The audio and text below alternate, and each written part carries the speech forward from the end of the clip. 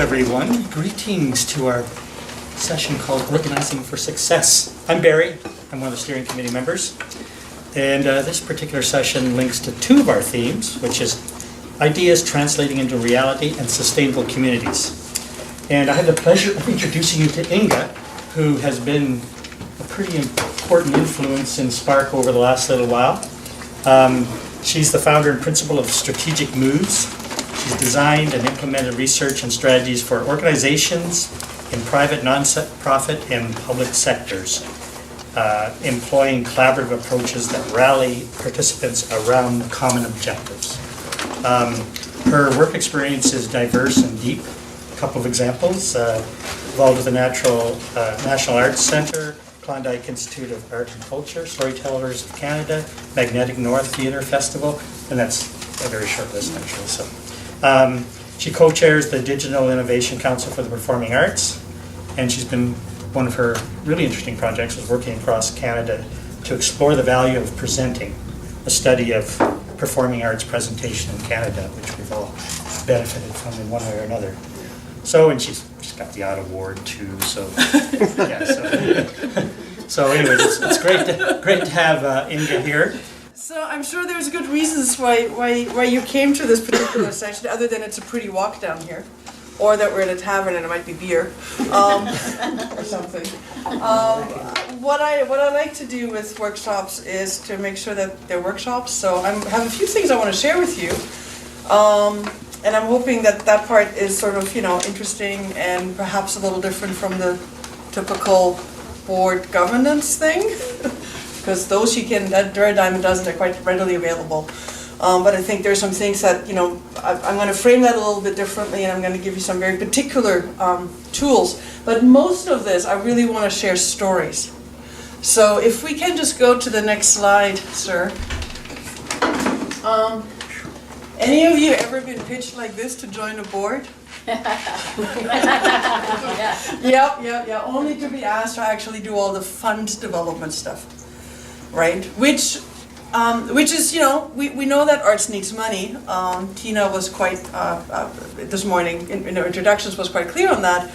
But the challenge is whenever you're asked to do something because it's fun or interesting or important for the community, but then 3 months in, or sometimes even at that first meeting you're attending, the task becomes something completely different and something way harder, right? This happens all the time. The other good one is, we have great people, we all get along, and as soon as you go to the first meeting, you discover that there's major personality issues.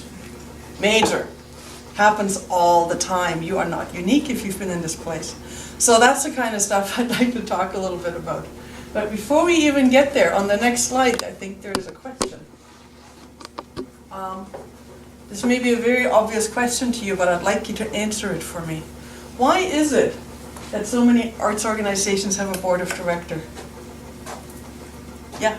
I'm not Go for it. experienced, but because you have to if you're not for profit. Because you have to when you're not for profit. Yeah. Mm-hmm. Absolutely. The rules demand it. The rules demand it. Who makes these rules? Tax law? Who else makes these rules? Tax law is one. There's another one that makes these rules. Where do you? The government? Well, the government, and this is what tax law is, right? Yeah, we do. When you incorporate, you don't do that with CRA. You don't do that with Canada Revenue Agency. You do it with an incorporation entity, either provincially or federally. So there's actually two bodies that you deal with depending on how you're organized. Now, this is kind of important to me because it has impact on the ramifications. So on the next slide, I just thought I'd try to explain super briefly things that are really obvious to me because I work with it all the time, but that may not be nearly as obvious to people who are getting asked to be on boards because nobody ever explains this to anybody that I've seen yet. So if you get this all explained to, and that's great. But basically in the arts, we have all of these organizing things. So for instance, if you deal with a ticketing company, typically they're a business, right? They're incorporated. They actually have a board of directors, believe it or not. Did you know that? All that happens in a not-for-profit incorporation is the intent of the corporation changes. Not-for-profit versus for-profit. But even a business has a board that's often the business owner. but not always. They can actually have, a whole bunch of people involved. And if you become a public company, it's a very different thing, right? Then you actually have a very visible board. But even in a private business, you actually have a board. That is how the structure works. So in a way, the not-for-profit world borrowed that. And the way that we borrow that is through a process called incorporation. Now, here's Incorporation 101. What does incorporation do for you? It protects you How? as an individual. It limits How? liability How? because of the structure. How? It separates the business from the Exactly. individual. Exactly. So when you incorporate in this country, you become a legal entity, like a legal person of sorts, which is separate from, hi, this is Sandy, right? And so this is something that's important because one of the check marks you'll see here on charity down here, charities may or may not be incorporated. Now, many times I hear people referring to not-for-profits and charities as if they are the same thing. Now, this is a little 101. It's actually kind of important to me, right? Because I think lots of people don't actually understand the framework that you end up agreeing to working in or participating in. Or you don't actually understand if you're a volunteer, not a board member, a volunteer, why things are the way they are sometimes, right?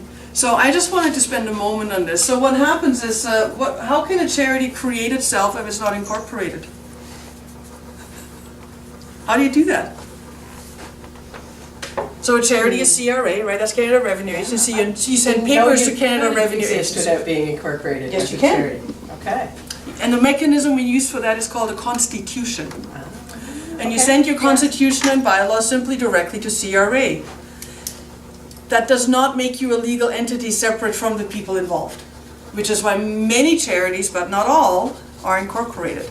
If you've been asked to be on a board and you've not asked those questions about how the organization actually works, you're opening yourself up to some interesting surprises very quickly. And the surprises happen always around money. Meaning there's always financial pressure, we know this, and the financial pressure, one way to describe the financial pressure in arts organizations is we're under pressure because we always want to do more than we can afford. Yes? I think that the idea that historically there were a lot more unincorporated charities. Yes. Because circumstances in society It was were easier different. and all that, yeah. Because many of the northern presenters that I've worked with were a charity but not incorporated. Yeah. Yeah. And and often that's quite fine. And I mean, here's the deal. If everybody gets along, there's no problem. Yeah. If everybody gets along, I don't even need an organization. But, right, there's reasons why we need to organize. One of them, of course, is to access funding, right? Nobody will, other than Canada Council, which funds artists directly, nobody will give money to just me because I like to do stuff as an administrator, right? If it's just a charity, then it's not incorporated.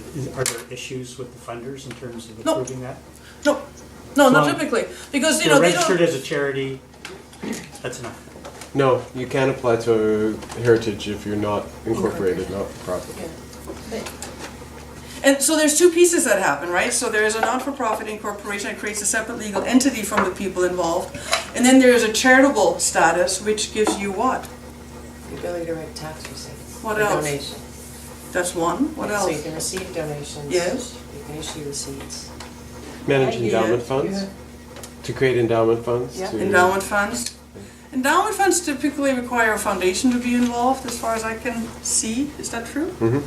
So a charity is not a foundation, but foundations are charitable. Charity can be a bingo. So can we go to the next slide, please? Really sort of, fascinatingly briefly, there are some differences between a not-for-profit and a charity. One of them is if you're a not-for-profit but you're not actually getting over 10 grand of public funding, you only need one board member. You're basically a business. You run exactly like a business. But if you get more than 10 grand, then you must have the 3 board members. So they start, government imposes this on you, not Industry Canada or whatever it's called now, or your provincial incorporation entity. As a not-for-profit, while you may not be paying taxes, you're actually not automatically tax exempt like a charity. So it depends a little bit on your activities, and there's some judgment that gets applied by Canada Revenue Agency, basically, in terms of what you really did and how that really worked out. As a charity, you don't pay corporate taxes, you don't pay income taxes, you don't, you're not in that frame at all. As a not-for-profit, you got to be careful about it. You got to actually know to think about it and ask about it. Yes, both entities fundraise, but only one can give you an income tax receipt where you can get a write-off at the end of the year, and you get some of your money back, basically as a tax credit. The fundraising thing is always interesting. There's conversations these days in the philanthropic world, or people who are looking for private donations, whether it makes a difference if you're a charity or not. Many people will fund a cause, whether or not you give them a receipt. Yeah. And what I've been seeing a lot of is there's a lot of charities, I've been looking at a bunch recently in some work I'm doing for clients, and hardly any of them have receipted donations in their annual statements, right? So, which is kind of interesting, because you kind of go like, why is that? Well, they're getting other tax benefits, right? And depending on who they are, they kind of get pushed into being a charity. Like if you're working, for instance, in poverty alleviation, you're charitable. Like you kind of have to go there, almost. The other thing is, in terms of the public arts funding, it's like as a not-for-profit you can typically access all of that, but you can't get foundation funding because foundations have to give money to a qualified donee. So there's an interesting point of conversation. Now a foundation can hire you to do anything they want, right? They can just give you money to do a project for them, that's fine. But in terms of actually giving you a grant, foundations are supposed to give grants to qualified donees, and charities are qualified donees, but not-for-profits, How do kind you of determine not. who's a qualified donee, though? Sorry? How do you determine who's a qualified donee? It's in law.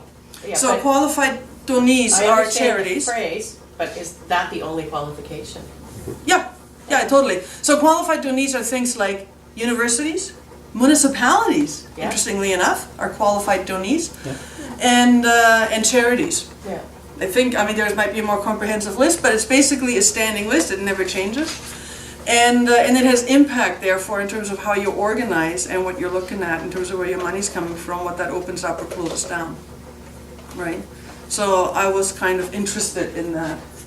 And then, of course, a not-for-profit can exist for many, many purposes around civic improvement stuff, sports clubs and all that, while a charity is much more narrow. Like it's poverty, education, religion. And then in case law, like when people have challenged, CRA rulings over the decades, other things got added like libraries, fire departments, humane societies, and all kinds of stuff. But what a charity is typically, what they all started out as is poverty, education, and religion. Right. So then the arts piece, that's one of the reasons why a lot of arts organizations end up with a strong education focus, whether they want it or not. But it actually is one of the mechanisms that was used to qualify for charitable status. It's also, I think, David, correct me if I'm wrong, but it's fair to say that there's all kinds of charitable arts organizations today that today would not qualify. Correct. So if you're trying to update a constitution, or you're updating your bylaws, or you're doing anything, be aware Yeah. that there's a very fine balance in some of these organizations that under today's, like they might have qualified in 1976, but in 2018 they would not. Several of the northern presenters who weren't incorporated, Right. in deciding to become incorporated, And that all lost opened their up. charitable status in that process. Yeah. It's terrible. Which, well, it may or may not be terrible, Yeah, I as a know. matter of fact. But here's the deal, if you didn't know that risk, that might have been terrible. Yeah. Right? But if you actually knew this, you made an intentional choice about it, maybe not so terrible, right? Because you kind of go like, well, I have more freedoms in certain ways, but I have less freedom in others. Or less ability to do certain things in my community. You can still fundraise, you just can't give a receipt.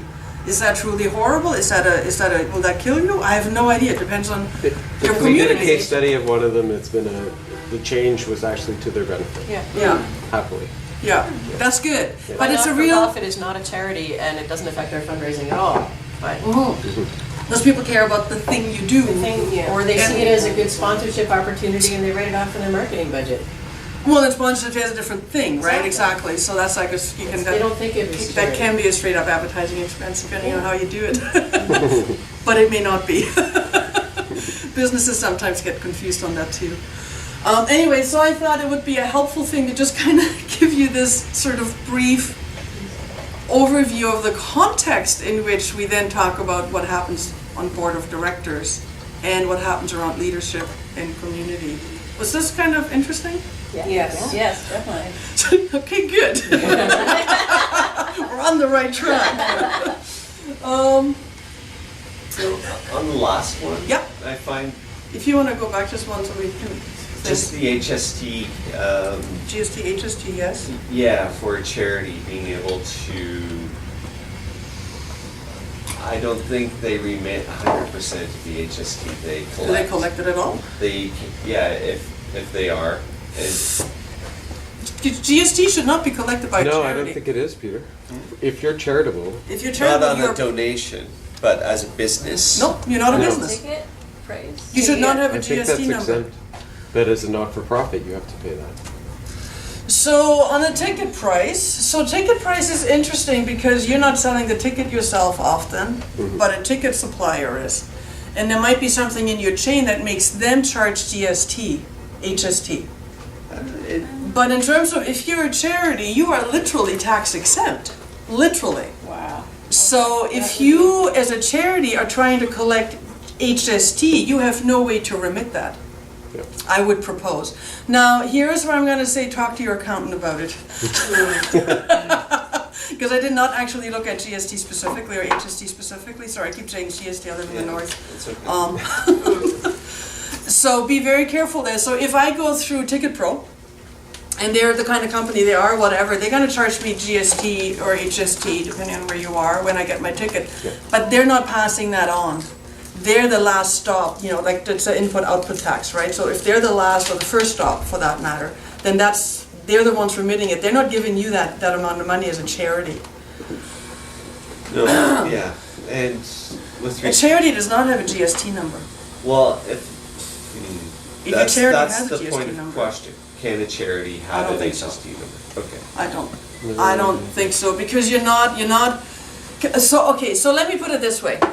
There are businesses or sole proprietorships that have very high costs, and you pay out HST a lot, right? And because it's an input-output thing, you might want to get some of that back, right?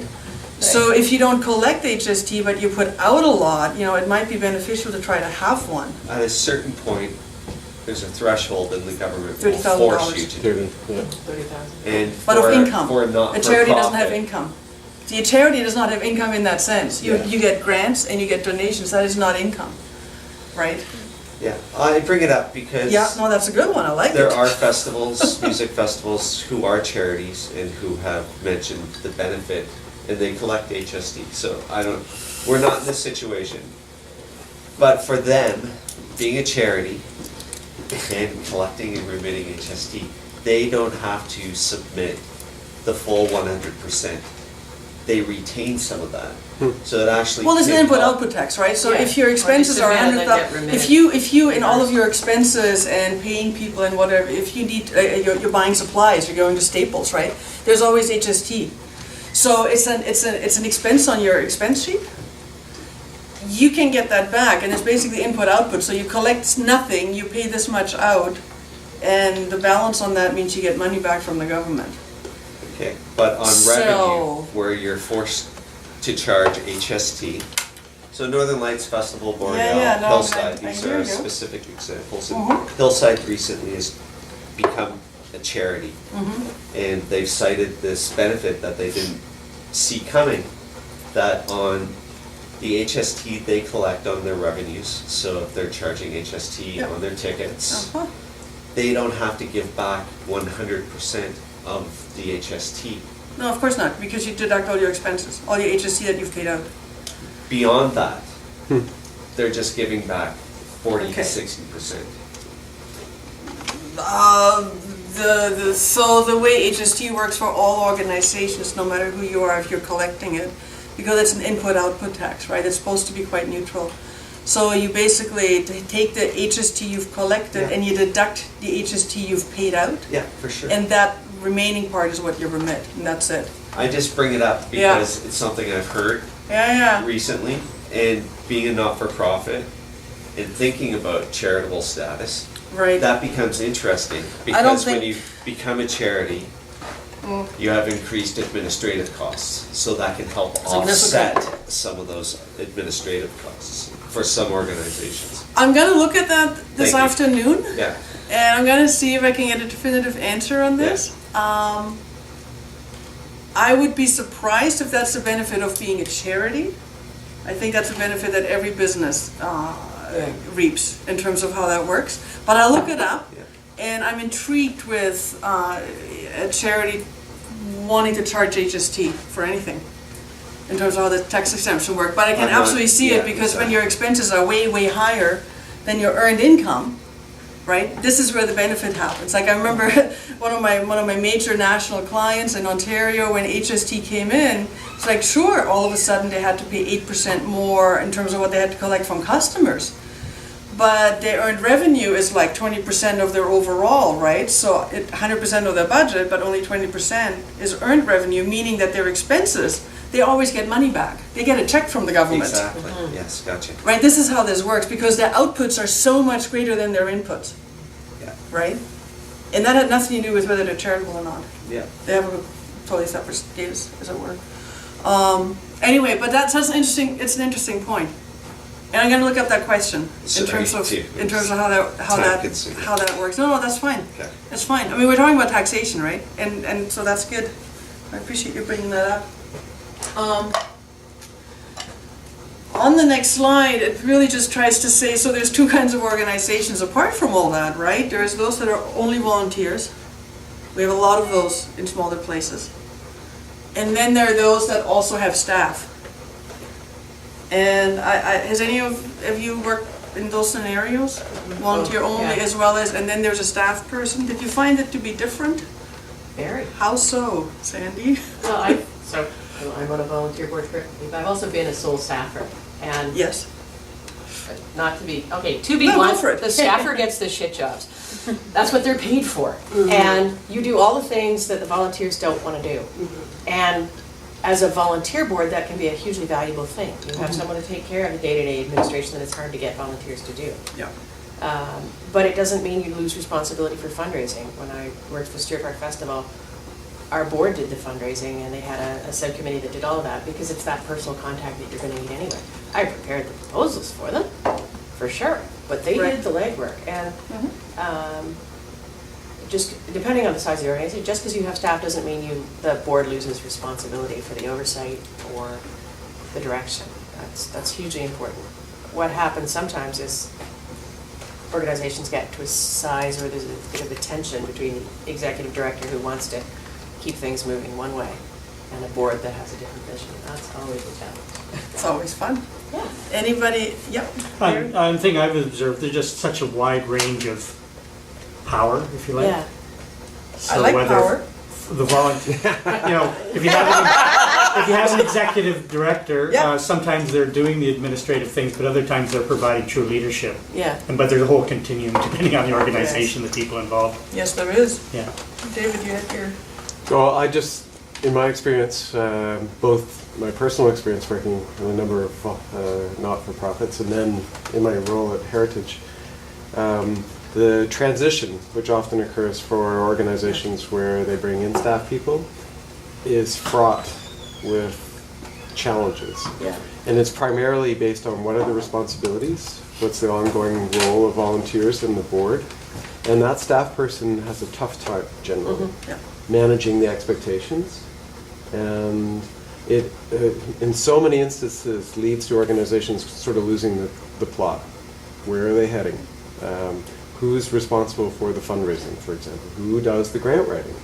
And That's usually the staff. in most cases, especially early on, it's not an executive director. It's It's a coordinator. office manager, It's an coordinator, operations Admin coordinator. person. Yeah, and yet, Runs know, our Someone who person, wears that's a right. So, lot of hats. all that to say, paid staff can be a wonderful thing, but it brings its own set of challenges. Well, it changes, right? It changes the dynamic in the organization. It actually literally changes the organization.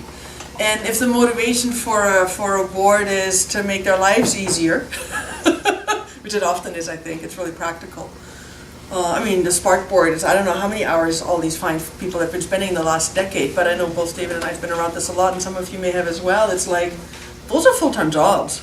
Yeah. I don't know how they do it. Right? But, you know, and now they have, you know, they have a network coordinator, and there's been, what, 2 or 3?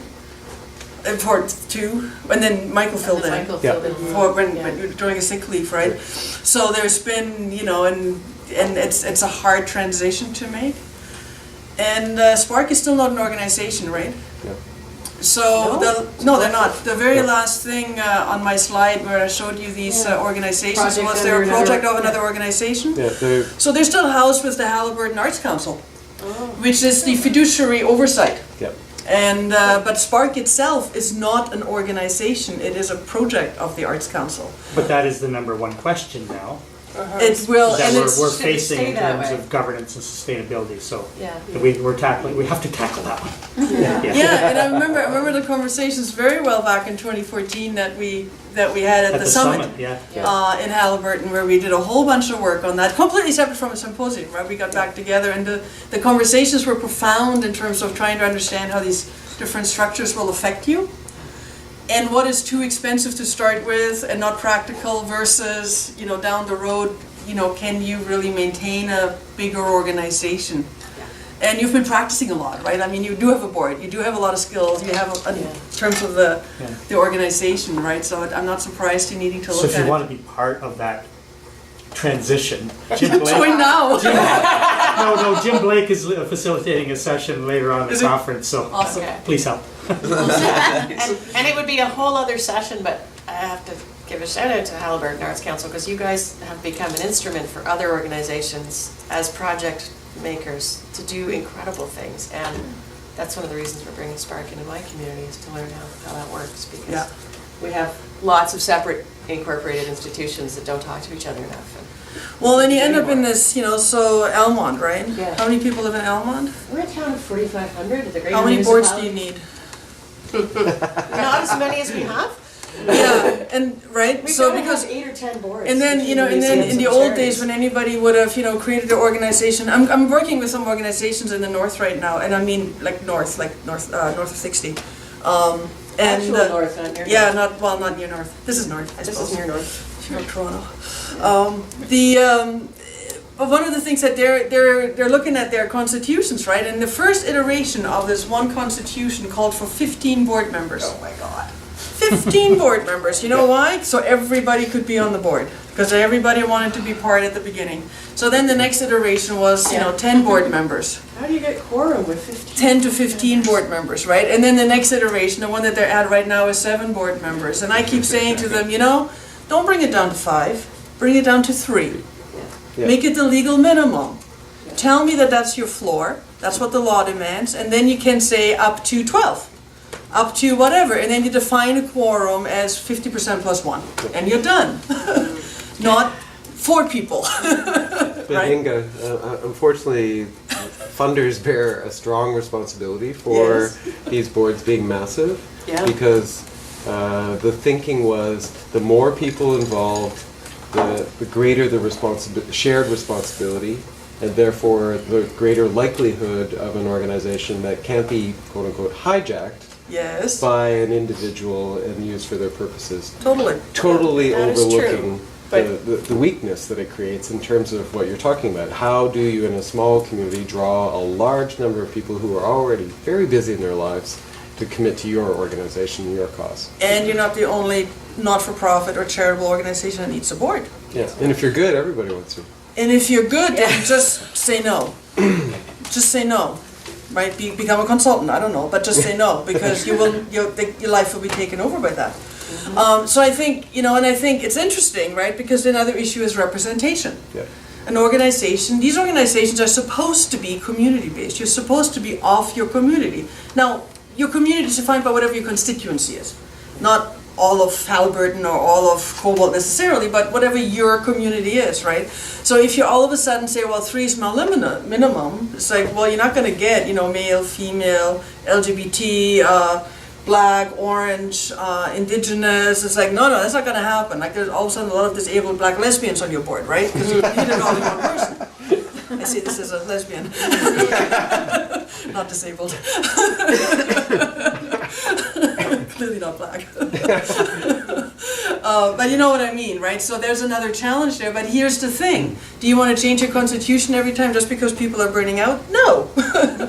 So go with the legal minimum and set your own maximum. So 3 to 12 sounds great to me.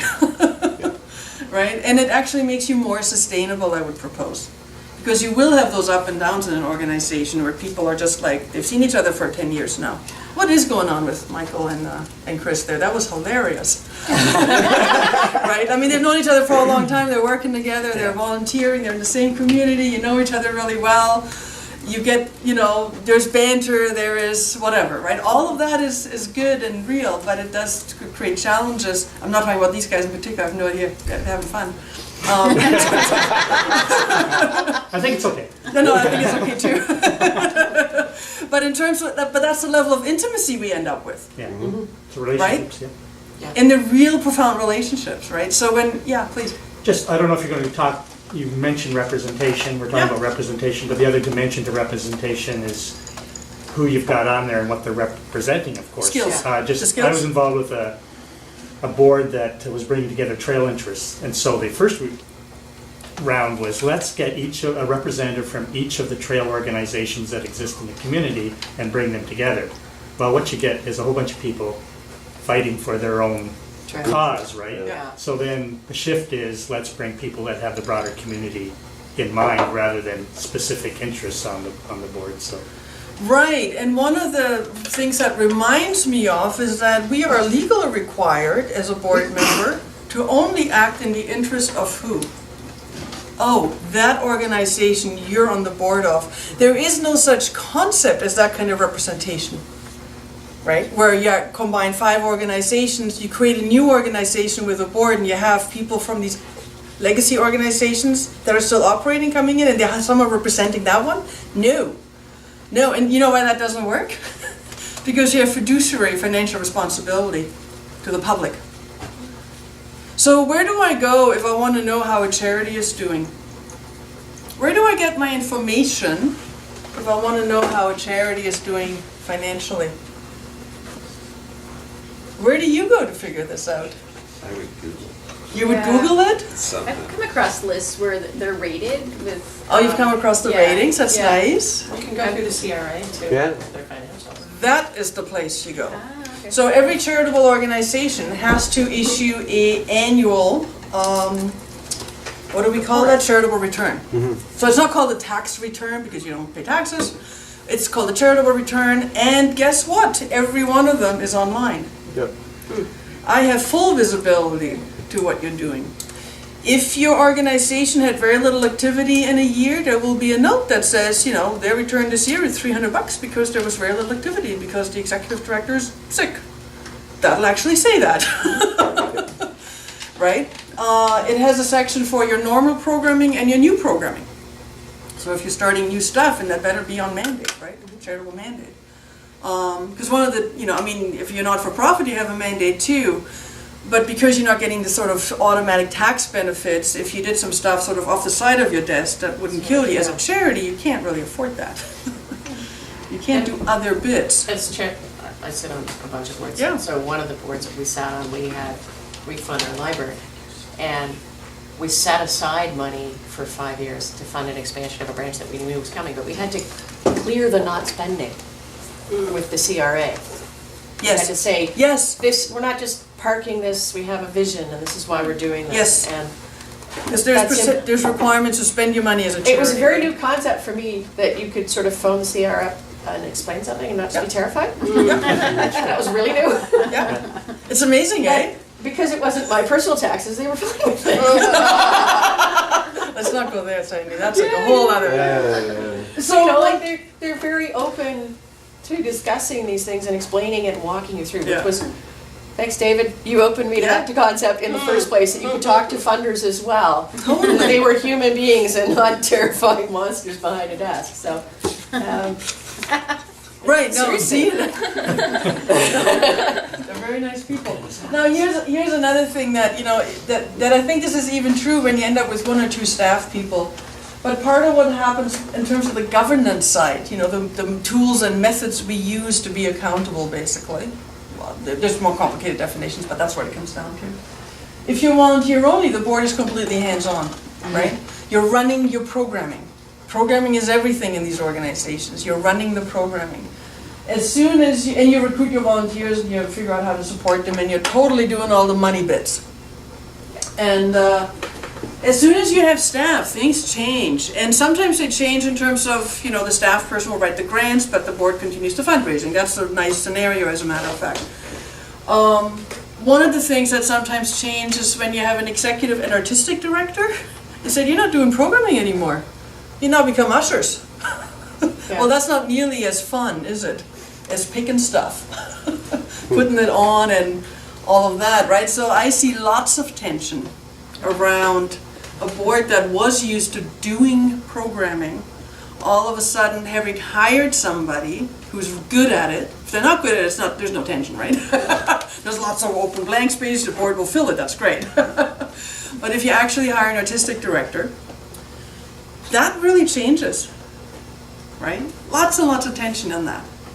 The other thing that I find is, you know, that the last two words on that slide over there says delegates authority. The board all of a sudden delegates authority to an executive director. That's an easier example than the sort of office administrator. There's not a lot of delegation in a true leadership sense that happens at an office administrator level. But as soon as you have an executive director, you're delegating a lot. And the question is, did we think about it? Or did we just make that person who's supposed to work 35 hours a week work, you know, 80 and still not be able to do it all because, right? And I think that notion of delegating. Why are you all flinching? Anybody flinching? Peter, how are you? I did it to myself. Well, you know, there's a whole other workshop we're going to do, and it's a piece of therapy we're going to do on why is it that so many people, not just in the arts, but in the charitable sector in general, have the savior complex. Where you think that if I worked only 10 more hours, somehow the world would be better. It's like, no, take care of yourself, dude. It's okay. You can start again tomorrow. But there is a whole conversation about that, right? Yeah. So many organizations, when they move to a model where they're going to have their first staff person, Yeah. they have to choose between, is it an operations-based role or is it an artistic one? Yeah. Because Or is it a leadership role? Well, a leadership role. It is a leadership role. Because operational is right? And what I find really interesting, and this is not so, I think it may be applicable, and I'm looking at Peter as I think about this, and that is that it's important to retain and recognize the what it takes to program. And I'm seeing a trend where the move is to hire that person over having an operational side. But what is the result of it is that artistic director really is secretly the executive director as well. In which case, I propose you need to call them executive and artistic directors. Yeah. There's more and more EADs that are appearing. Totally agree. And it's a really important thing, actually. I've been working with two of them in recent projects on strategic planning, and it's fascinating. And just to finish the thought, Yeah. and that provides clarity to the board Yeah. in terms of what that person's role and responsibility is and how they delegate authority. Yeah. Can you move to the next slide? I hope the next slide will be. Oh, look.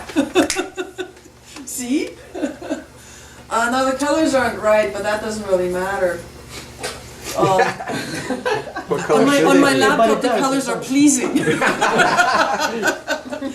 not so much. Noticed that this morning too. There is a, yeah, I know, it's like that sometimes.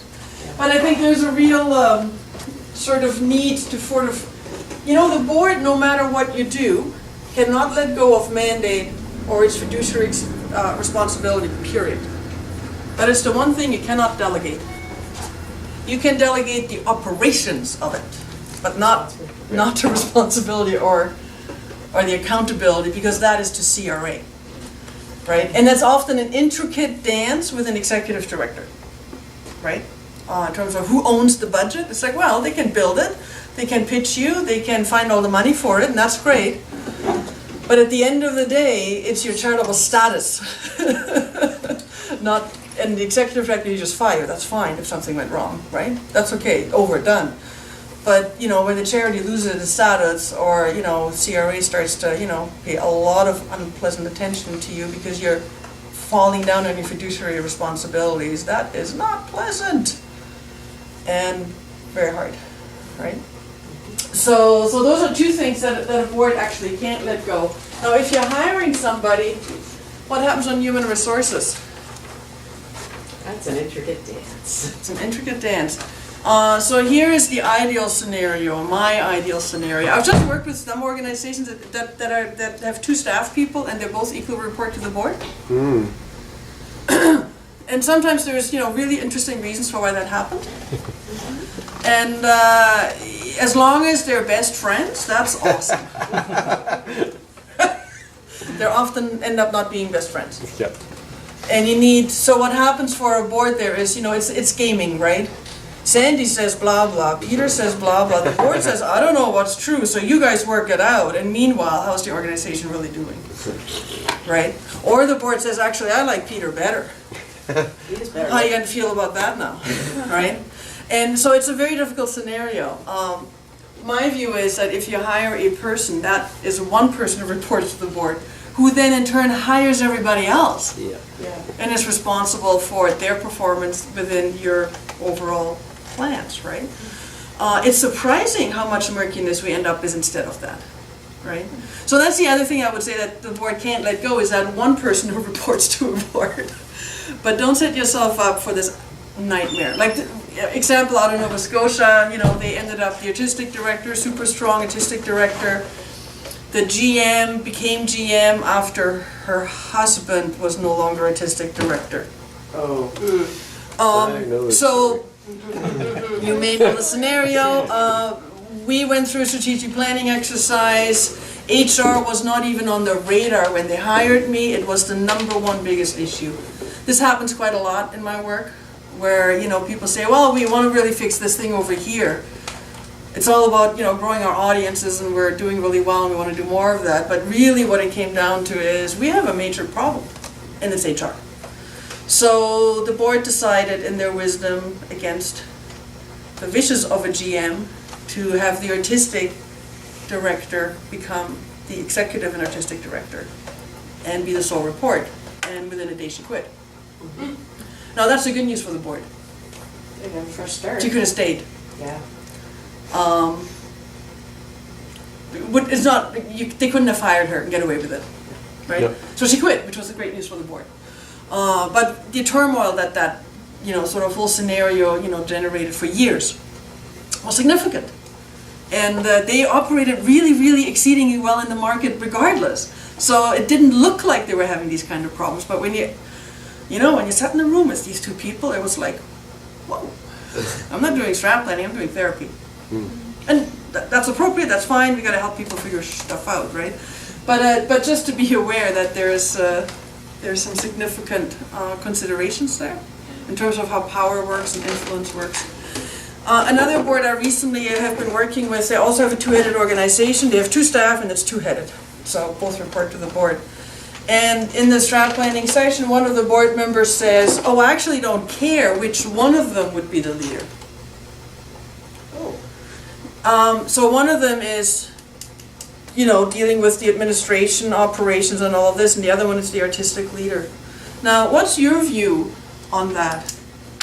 If you have 2 people, one administration and, you know, grant writing and whatnot, and the other one being the artistic director, and you're an arts organization, who do you believe should be the leader? Is that a leading question now? Artistic director. Why? Because that is the purpose of the organization, Exactly. is to make art. Exactly. Right? So this organization is really interesting. They have been under financial pressure ever since they started 40 years ago. Does that make them unique? No. They decided sort of their budget became quite high, about $400,000 in the late 1990s. They did really well in a small place. And, but their financial pressure really got to them, so at one point, a couple of board members actually gave a loan to the organization. Would you recommend that to anybody? Do not give your personal money to a charity as a loan to pay their staff. Lay off your staff. Because what that set up is that those two individuals, who are still board members, have an uncommon stake in the organization, and it's not a healthy one. Yep. But here's the other thing that happens. So that financial pressure, when you start putting your own money for a charitable organization on the table, it changes, right? What you think the drivers of the organizations need to be. So they spent the last decade essentially having replaced programming as the driver for this arts organization with financial management. They've been behaving like a bank. And the intrinsic, so they're still getting public funding today because they're, after 40 years, funders have been highly fundable, but funders at all three levels of government talk about their applications to each other. And they keep collectively deciding that they're still fundable, but they really need to pull up their, they need to become an arts organization basically, and they need to be properly governed, and they have so many freaking needs. So I'll be intrigued what happens with the strapline I just wrote with them. Because that strapline will be the document that funders are going to want to see. Yep. And if it doesn't make any sense to them, or they're kind of going like, oh. But one of the things it literally says in that document is, we are making programming our #1 priority, and we will use it to grow our impact in the community. Because you can't grow your impact by doing financing or financial management, because you're not a bank. Right? Fascinating. I've never seen that play out in this way. It was horrifying and educational, right? and we would sit around this table exactly like we are right now, and we'd have these conversations, and these people were in all earnestness, right? Kind of explaining why this all happened, and having no inkling of the profound dysfunction that they were describing, right? Like blind spots are a fascinating thing. Mm-hmm. Right? Well, But I mean, that's this. the way it's always been for them, right? Oh, and this one woman has been around the organization for 25 years, and when I did my one-on-one interview with her, she says, well, I'm one of the founders. Well, that's how I think of myself, she says. Did I mention they were founded 40 years ago? And I kind of went like, oh, you know the founders, that's good. That's good. You've been around a long time, that's also good. You actually know a lot. But your execution skills are a little questionable. How do you say that to somebody? I mean, as an outsider, I can actually say that. Yeah, because you get to fly back home. Okay, that was pretty close to home, isn't it? You should say it. Well, I did, and I found ways to try to say Someone that. advising them, but Right. that's difficult. But here's part of the deal. So when I was briefed on this project, they had identified her, this particular person, as like she's everybody, she drives everybody crazy. She's a micromanager. She's blah blah. She's been on the board for too long. We're trying to get her off. Nobody has ever asked her to leave the board. How do you expect to get somebody off the board if you don't tell them? 25 years. Come on, go have a life. As a board. Let's celebrate your. Yeah, she's done amazing things as well, right? It's not like nothing good happens in 25 years. Let's celebrate that and move on. It's funny you should bring that up because I helped to start a not-for-profit in Toronto. I won't mention the name, but I know I'm trying not to mention names here. I'm trying to guess. the person who My practice is right across the there were country. 3 of us who founded the organization. We incorporated, and of the 3, 2 of them are still on the board. They have been there. This year will be the 34th anniversary of this Good for them. organization. One of them has been the president since year 1. Right. And I, this year, said to that person, the greatest gift you could give the organization is to step down. Yeah. Right. Get out. Yeah. A lot of the boards I sit on have term limits. No, it Yeah, actually, that's what I was because I'm gonna very say, concerned yeah. about this organization collapsing now. Yeah. Yeah. of Because course. there is this belief that if persons A and B were to leave, it will collapse. It will collapse. And Yeah. Put my hand up. I sit on the board of the Puppet Festival, which is uh-huh. closing down now because our founder, our artistic director, did not want to delegate. Yeah. And that's fine. She's in her 80s now and doesn't necessarily want to do the work of humping a festival around every year. And since she made the decision, she started a pop-up opera and a retrospective of her work and all kinds of other stuff. It's been a really good renewal for her. But in her mind and in our community's mind, the festival was her. But it was a. They couldn't imagine another AD. Is it an incorporated entity? It is, Yep. it's a charity. Fascinating, right? So we reframed ourselves as, you know, gonna put on little shows occasionally, and she just said, no, people are still asking her for too much. She Right. needs to officially close the doors, so we're gonna do that in the fall. It's not public yet. Yeah, that's But, fine. But how You is know? that her call? because she's the founder and the artistic director. So the And answer the is, board supported her in the choice. In this. the answer But the is it's board's- not her call. Yeah. Yeah. The board But the supported board her is supporting it. because So therefore it's the board's call. we which couldn't the board wrest is making. control from her. Sure you can. Well, we could have. It'd be but it ugly in the wouldn't. community. It would be ugly in the community, and, you know, small towns are small towns, and arts communities are small towns within small towns. Totally. So, just, Yeah. And it's Time- also okay that some but it's- things end. Yes. and I was yes, gonna that's say, true. I wasn't ready to Exactly. present about it this year, because Yeah. we're still going Yeah. through it, but probably in 2 years, I'll talk Yeah, about how to that'd be great. fold something. Yeah. Because I don't think Absolutely. it's not necessarily a failure, although it's been No. very hard, but it's important to know when to let go gracefully.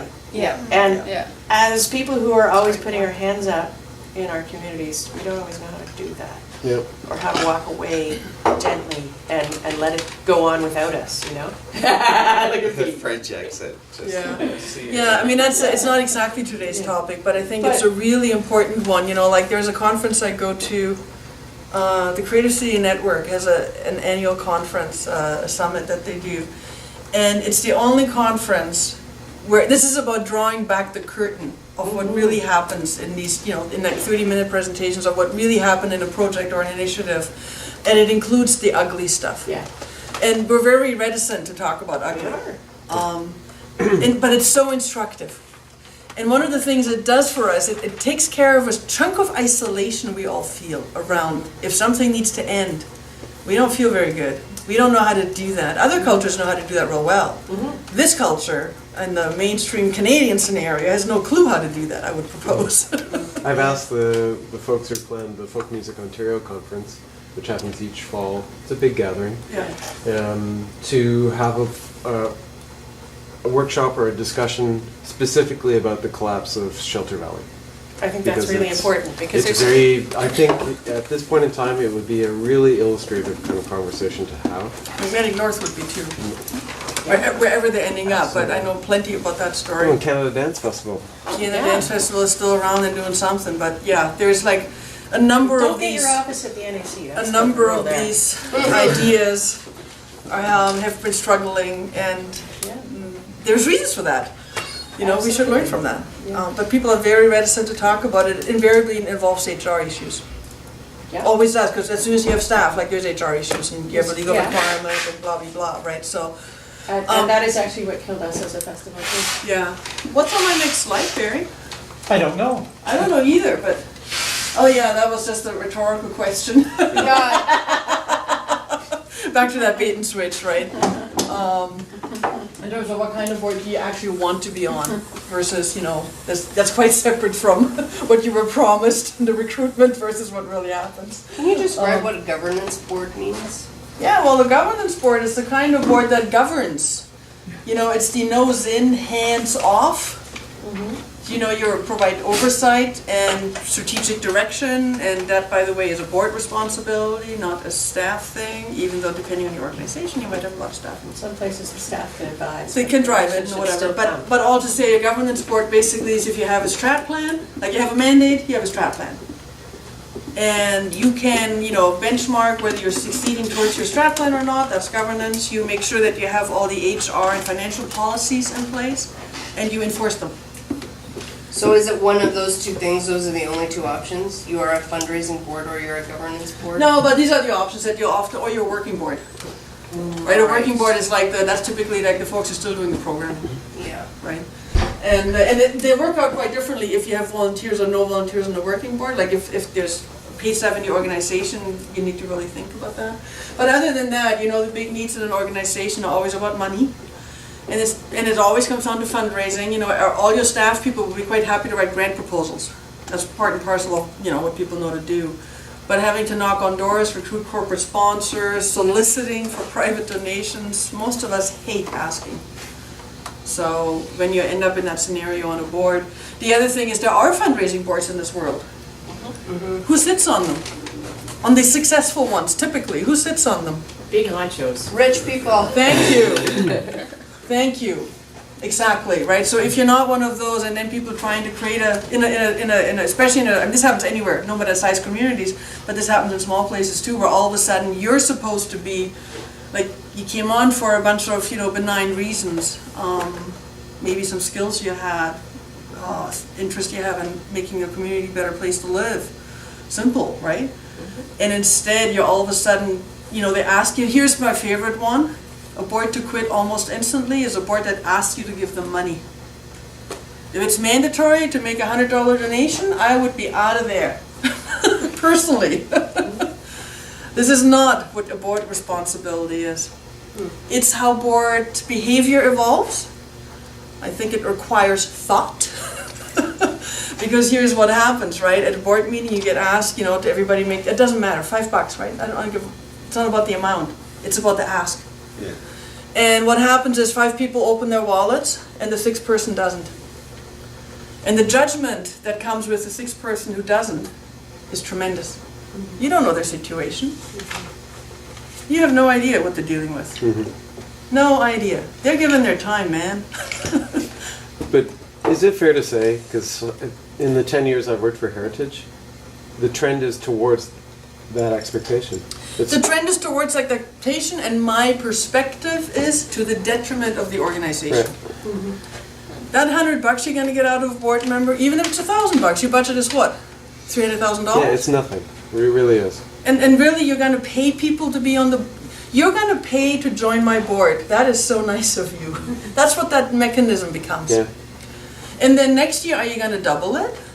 And in year 3 of your tenure, are you going to triple it? Like, But- what's going on here, So the right? question I have is, how has this become, a trend? Why? Financial pressure. Because it's the easy ask. It's the They're easy right answer. there. And it's kind of this notion, you want to be on the board, put your money where your mouth is, like kind of prove it a little bit. Yeah, that's exactly. sort of- You've heard this one, haven't you? Well, Yeah. I've heard it, Now yeah. here's the deal. How much is my time worth? A lot more than my money. Certainly, Yeah, less than certainly for me, it's like if I And look I don't have at a lot of money, but Yeah. time is really valuable. Yeah. That's competing with leisure, that's competing with family, that's competing with work, so. And this give is that up. becoming a majority viewpoint as well. Yeah. A lot of people value time equally. There are a or lot of more. people who don't volunteer anymore. well, because not too long their ago, there time was is a valuable. study about, what people would do if they had an extra half hour a day, and the answer was they would sleep. Yeah. That's the world we're living, right? Like, it's not even that other stuff. It's like, we're so run down that what we would do with that extra 15 minutes is sleep. So, and I think that's something, so it's a conversation, right? I mean, I'm trying to be slightly provocative, because it's more fun that way. But if somebody on a board, if I was on a board and they asked me for money, I am out of there. That just says dysfunction. That says you don't know how financial management works, you don't know how to access funding, you don't know how to pitch. You're going to the closest people who are spending their time and influence on your behalf. Don't abuse me, would be my view. How do you feel about signing like a pledge or an oath or a contract? As a board member? Yeah. Every time that you make me pay to be on a board, I don't know that you're operating on mandate. You know what I mean? It's like, no, Not related to payment, but just If in you're- terms of... Just committing Just to an the board, agreement committing to the saying- mandate. Yeah. committing to the mandate? Yeah, Well, aside Or from committing hours. finances. every constitution, by definition, this is like in the legal text, you can't actually take it out because you will not be incorporated or become a charity, requires the membership of the organization to adhere to the mandate. You don't need a separate piece of paper. It's actually, by definition, if you're part of this organization, membership means board membership as well. Every organization has that clause. You can't actually take it out. I think signing So, something so feels signing like, something that says that is like, well, it's already in the Constitution, right? So sure, you should read the Constitution, I So agree. I guess maybe then, to alleviate the thought that that's a need. It's just to make that aspect of the Constitution and your commitment to being a board member really crystal clear. Because there's often some, where conflict exists within boards Yeah. tends to be, what is the mandate? How am I serving that mandate? See, and this goes to recruitment, right? If you're being approached, or you're on a board and you're approaching, the questions people like me, I'm a strategist, right? The questions that people like me have is, why do you exist? How do you know you're making progress on your mandate? When do you know you're done? Right. Right? Many arts mandates don't, they're very open-ended. Like a poverty alleviation organization is done when poverty is alleviated. I can close the food bank, that'd be great. I know exactly when that moment is, right? Arts organizations, we're improving people's lives continuously, and there's a lot of movement of people, so we need to do things continuously in order to actually reap that benefit, so we have these really open-ended things, right, which they don't have an end date particularly. Yeah. If I take that sort of broadest level, right? So I think, but those are my 3 questions. Can you repeat those again? Yeah, like, why do you exist? How do you know that you're tracking towards meeting your mandate? Meaning, if you don't have a strategic plan, or a plan that tells you what you're doing year over year and what you're moving towards. So we want Right. like data, like numbers of people. I don't care what it is, audience you can't give me numbers, or- stories, I don't care what it is. Okay. But you better have an answer for me. Uh-huh. You can say, there was this amazing kid that showed up last year when we did that, Shakespeare thing in the park, and, that kid's face lit up, and now they're, they moved on to lead the drama club in Right. school that never existed. Anecdotal, yeah. I don't, that's fine with me. I don't need numbers. Yeah. I mean, I like numbers, but that's not what it's about, right? What I'm looking for with these questions is this a focused organization? Have they figured out the basics of governance? I'm not going to ask you about your governance so much. I'm going to ask you those 3 things. I'm going to learn everything I need to know, I'm afraid. Very. Just 2 things. Timekeeper. Yes, Yeah. We have 20 minutes. yes. And the other thing I want to sort of take a step back from a broader view is, in a community you have a lot of, you could potentially have several arts organizations. Most of the ones I work in, including really tiny ones, do. Yeah, so one thing that you're aware of and David's aware of is, in our community, we developed the Halberton Community Cooperative. Yep. And so you get some people that really want to do something great, and you have the discussion, you get excited about what you want to do, then the big questions come up that we've been talking about. Yep. What about a board? What about incorporation? What about insurance? So And what- everything that follows. Yeah, that's yeah, right. and all of that other work that follows to get the organization set up that takes you away from the The things you want to project, do. the thing you want to do. So exactly. our cooperative is a corporate place for projects to exist, and we have 19 projects now, Yeah, and I would say that half of them are arts. yeah. And so there's a board of directors. I'm with the Folk Society. We have our own membership. We have our own management committee. We maintain our own bank account, but we are a part of the co-op. But you're basically a project off, right? Like The you're project of the co-op. benefiting from their full setup. Yeah, so there's a couple of things that happen. Yeah, that's great. Performing arts can happen easier because of that. And you're fostering a spirit of collaboration through the board. Yep. So when we make application, when the Folk Society wants to apply for grant, it's done through the Yes. the community cooperative, Yep. which confuses the funders from time to The time. first time they came to us, But we they'll had a figure very it hard out time. and actually figure out that it's Yeah. beneficial, Yeah. But it's, right? I've watched it catalyze. Yeah. Our community was talking about setting up a community foundation as an instrument instead, and then we realized we would be tying up every ounce of capital the community has. And You don't want to do the that. that's co-op right. works better in a small or distributed community, and so many of us are in amalgamated rural communities with, 3 town centers and so on. Yeah. So it's And Make so- it really something powerful. fundable, right? Yeah. Like, I think part of that is make it something fundable. The foundation is hard to fund. Foundations get endowed and all kinds of fancy And- things happen. And the co-op allows for, it enables. So, Yeah. for example, SPARC started actually Yeah. more or less with the co-op. Yeah. It did. And then it Yeah, it did. became, And then became obvious the that arts the Arts councils kind of Council took it on. should do this. And- Exactly. And just more recently, we've had a landowner on one of the lakes that wants to donate an island for an artist retreat. Oh, cool. Wow. So and the modeling after the Purdy thing was the one model there. But, so this is our opportunity for the community. What are we gonna do? So, does it rest with the Arts Council? Does it rest with the co-op? And we've just recently had that discussion. Yeah. Right now, the Arts Council's not ready to take on a new project. Yeah. There's a So group you'll of interested incubate it over people there, right? that will come under the co-op, Yeah. and then when, it may stay under the co-op, but it may go somewhere else. But, so that co-op is fairly unique model that. Yeah. It's super powerful. It's super powerful. why that model Really admire it. hasn't kind of propagated itself out there in the world. You know why, David? Trying to bring it to my town. You know what my view on that is? Hmm. Halliburton and the folks that are involved in that are highly collaborative by their very nature.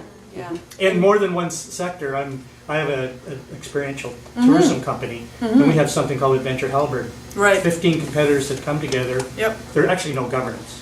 We've come together. Just to talk. Yeah, actually there is governance. We just incorporate it as a co-op. Right, there you go.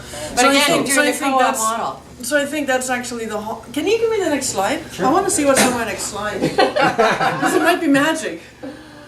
It's magic. Surprise, good timing. These two items right there, cooperative communities and collaborative mindsets. I think those are critical, and last time I was at SPARC, I did a plenary presentation on some research I had done, included Halliburton and Temiskaming, and some other communities I work with, really smart, Wells BC. And what really stands out is that this is what makes these communities, stand out successful. It's not that you have all the money in the world. It's not that you're not Fogo Island with like a billionaire giving you money, millions of money. Nice, but You're doing that out of the community itself. With like all the limitations that they have, but you're bold in your thinking. There's bold vision, and the collaboration and cooperation are key. Yep. That is hard to come by. So I'm not sure what made that in the, what's in the water up there. I couldn't. But it's been like this for a long time in Halliburton, right? Like I don't think there was a consultant that showed up and said, hey, you guys should learn about collaboration. I think like there was just something about, the right people in that place, and, somebody like Jim has done a lot. Right, well, even something Right. like the Development Corporation, and they're all different. Yeah. But the Development Corporation, there's a lot of leadership there that said, we'll support those ideas. Yeah. So that's been, I would say that's a big factor. I remember having a conversation with Jim about this very thing where he said, well, I spent about 10 years talking about it before anything real happened. Yeah. but that Right? sometimes you need those 10 So years to work it powerful. out. If But totally you do. If you go in too hard too soon, things blow up sometimes. Well, you don't know what You it can can't, be, and but- right? Anyway, so I think that's really interesting, and I think the making people's lives better part. I think in the smaller communities, we're seeing these sort of weird arts mandate around excellence a whole lot less, and it's much more about what we're really doing, like the impact we're really having, and it's about people. Yeah. Right? It's about what we do with each other. I might get involved with another. I see. Personally, I don't sit on art sports ever because that's my work. Yeah. But in preparation for this, I realized that I spent 17 years on boards. The first one was in Toronto shortly after I came to Canada, and I ended up on that board, and I was the treasurer for a bit. How do they do that, anyways? Never say no to treasure. But here, never say no to treasure. It's Yes. good. I learned things. But that organization actually blew up onto itself completely in the ugliest imaginable way. And it turned out that, and I think in hindsight, it was sort of a matter of, the topic was child sexual abuse, and it was a rare organization that was serving survivors of child sexual abuse and non-offending family members. And it turns out that dividing line, people never trusted in this organization. Like, what's a non-offending family member if you're a survivor of incest? Yeah. Right? That dividing line was just not so easy anymore, and when there were questions around, and people were friends, there was like 3 staff people, board and staff had various kinds of, friendly relations. There was nothing inappropriate going on ever. I know that I was there. But the perception was there was some impropriety going on. And it was on the strength of that all of a sudden the bank account was frozen.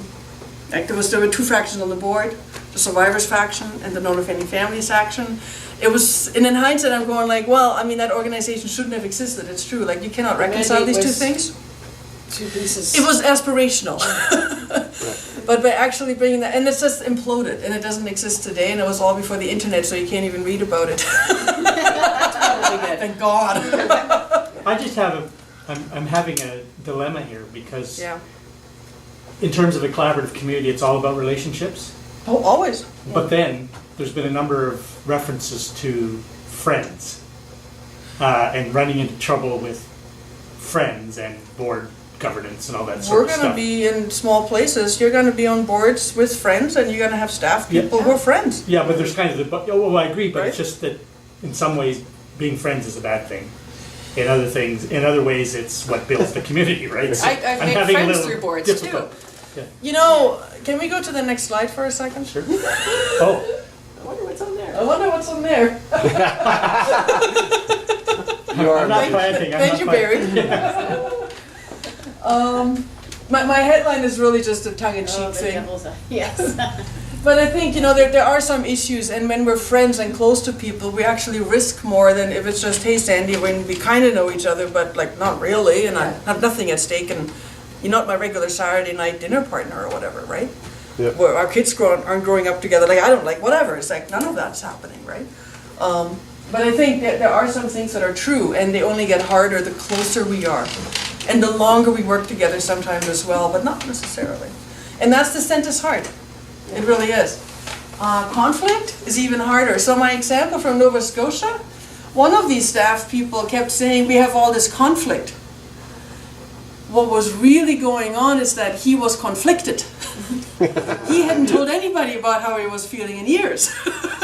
So there was no conflict whatsoever. But he was very much conflicted. So one of the conversations I had with the board was to say, no, that's great. If you wanna, he's gonna be a great leader. I know he's a terrible boss. So he's gonna have people reporting to him. He doesn't like conflict, and he thinks that was conflict. So one of the conditions of him getting the job was management training. And I told the board, like, there is no good answer for you guys. But he is a really awesome programmer for you. And you need that. And he can do all the financial stuff. Like, he truly can, right? But that was interesting, right?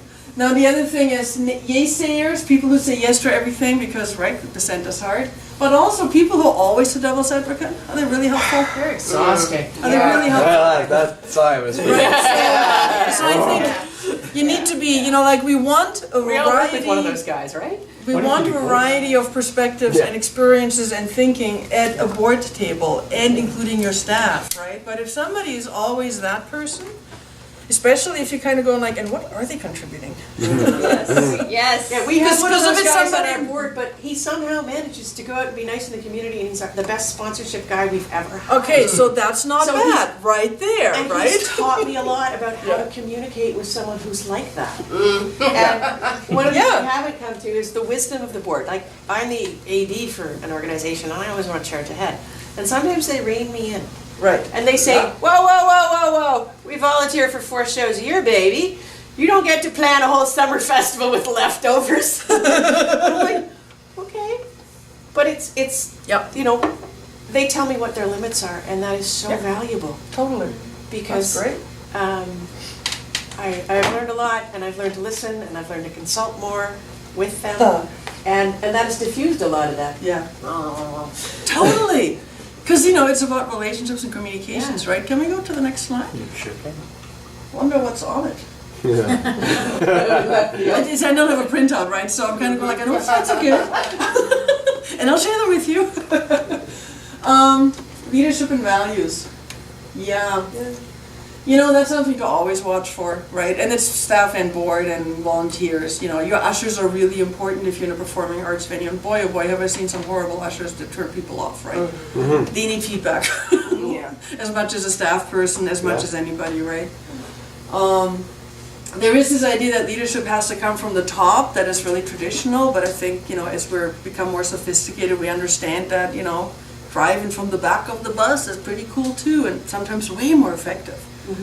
right? So the idea that, there is, while there might be a president and an executive director, leadership is in fact a shared thing, is a really helpful concept that we're getting more used to.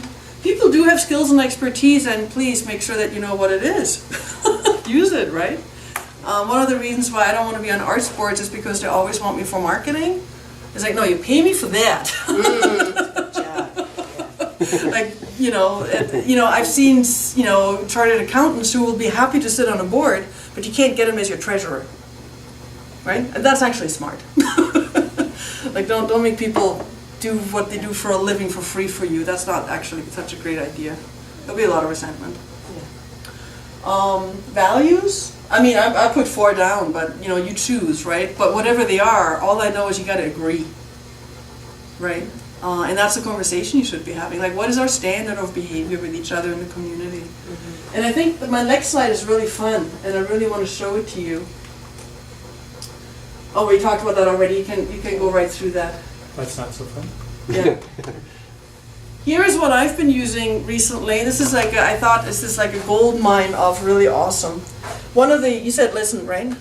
You're listening to your sport and all of that. That's a really interesting concept. What I've been using when I've been doing facilitations that are designed to come up with strategic plans, but it would work for anything where people simply need to talk, like to talk stuff out, to think about it, not just, I'm getting my financial report and whatever, but to kind of go like, what's going on, right? What's our next thing? I use improv rules now. You know improv, right? Improv's awesome. Now, I say this not being an improver at all, or an artist, or anything. I'm a consultant, right? But what I've been encouraging people to do is to basically, the way that we stop conversations is to say no, or to say yes, but. And it happens all the time, especially on boards where you have long-standing board members who know a lot, and new people, and you have staff that, depending on where they are, there's lots of interesting things that happen, right? So if you impose improv rules, interesting things happen. Like, for instance, you will always accept the words somebody else says. You don't have to agree with them. I'm not asking for that. I'm asking to have them accept it. Like, agree in the sense of saying, yes, you're right, we should do that. It's like, no, it's a deliberative process. We're reflecting on something. So start with us accepting that they said it. It's true for them. Yes. If in 5 minutes they change their mind, they say something else, that's also true for them. It's just 5 minutes later. It's fine. Don't just say yes, but yes and. So expanding on points. There's lots of ways to not say no and yet quite contradict what somebody just said from your perspective. But to do that in a very conscious and deliberate way that doesn't actually shut the conversation down. Now, I say this as somebody who people listen to a lot. Like, if I speak in a room, in a meeting or whatever, people will often kind of go like, well, that was the synthesis and we're done now. It's like, no, right? And I speak in paragraphs, not tiny snippets, right? So it's hard to interrupt me even. I know. You see, I've been working on all this, right? Which brings me to point number 3, own it, right? It's not we, it's not they, it's not them, it's none of that. It's I feel, I think, I, right? Own it. Very helpful if you have to put it that way, especially for Canadians. Yeah. And then the 4th point of improv is fascinating. There's no mistakes, only opportunities. Yeah. Now, this does not actually imply that if you made a bad decision that wasn't a mistake. But it's a learning opportunity. But it's that when you're trying to sort of think through something with a group of people, is to not kind of go like, well, that's really stupid, Sandy, because last time we tried that, this really horrible thing happened. But yes, that was 15 years ago before the internet hit.